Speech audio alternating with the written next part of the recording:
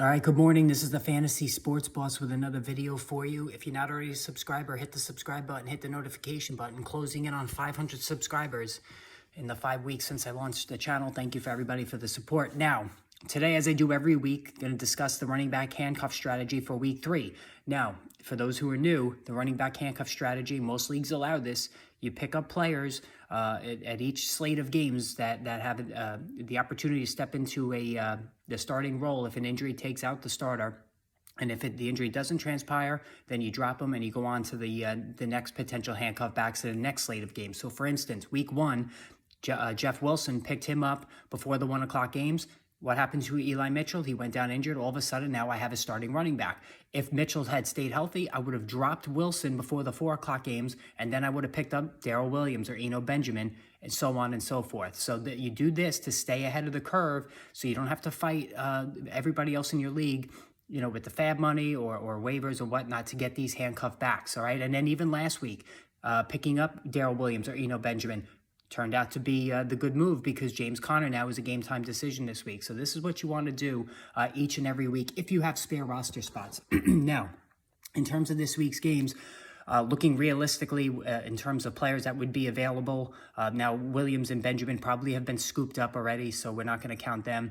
But looking at the 1 o'clock games in terms of the potential handcuffs, now Rex Burkhead, I don't think you really want to bother with Rex Burkhead, but Khalil Herbert probably was dropped in some leagues after he was picked up week 1. I would definitely pick up Khalil Herbert before the 1 o'clock games just because, listen, the guy's electric. He's got good speed. He could really do some damage if he becomes a starter and David Montgomery gets injured. So you could pick him up during the 1 o'clock slate.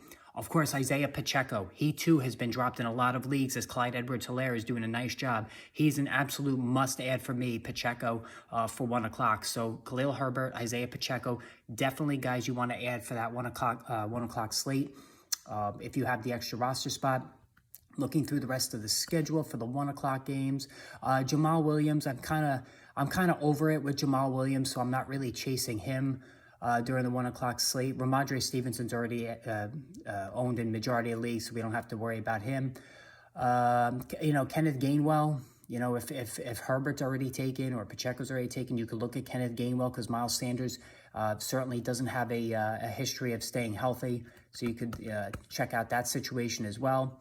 And then you're not going to bother with Mark Ingram. So, yeah, so that's the 1 o'clock guys. So Khalil Herbert, Isaiah Pacheco, Kenneth Gainwell, those are the 3 guys that stand out to me in terms of being ads. So, again, if nothing happens to the starters, if nothing happens to Montgomery, Clyde Edwards-Helaire, you drop those guys, and then we move on to the 4 o'clock games. Now, in terms of the 4 o'clock games, there's really not too many options here. I mean, Eno Benjamin and Darrell Williams have been picked up already. Joshua Kelley, though, is one at 4 o'clock. So the Chargers play the Jaguars.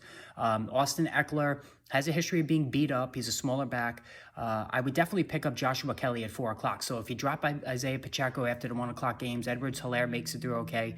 Pick up Joshua Kelley. Kelley's run pretty well so far in the limited opportunities he's gotten. So he's a good 4 o'clock target to take a look at there. The Atlanta Falcons, you could look at the kid from BYU.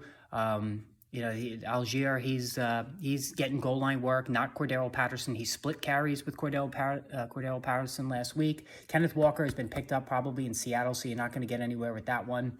And then Rachaad White, Tampa Bay. So if you're a Leonard Fournette owner like I am, and I own Fournette in both of my leagues, I have Rachaad White in both of those leagues as well as a hedge. So, Allgeier, Rachaad White, and Joshua Kelley, especially Kelley over the other 2. Those are the targets that you have for the 4 o'clock games. If you play the running back handcuff strategy, which you should because you want to be ahead of the curve, not behind it. All right, again, hit the subscribe, hit the notification button. More videos on the way.